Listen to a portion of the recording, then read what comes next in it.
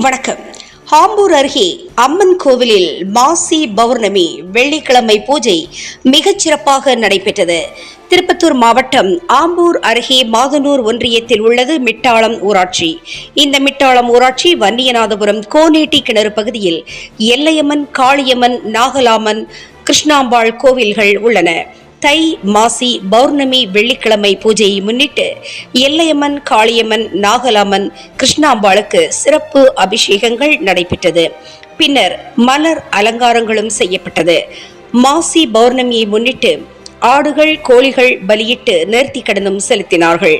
பின்னர் மக்களுக்கு மகா அன்னதானம் வழங்கும் நிகழ்ச்சியும் நடைபெற்றது. மிட்டாளம், வன்னியநாதபுரம், குட்டகந்தூர், பைரப்பள்ளி, மேல் மிட்டாளம் பகுதிகளைச் சேர்ந்த ஏராளமான பக்தர்கள் கலந்து கொண்டார்கள். இவ்விழாவுக்கான ஏற்பாடுகளை கோவில் நிர்வாகிகளான ஜெயராமன், புஷ்பா, சரவணன், நாகரத்னம், யஷ்வந்த் குமாரும் செய்திருந்தார்கள்.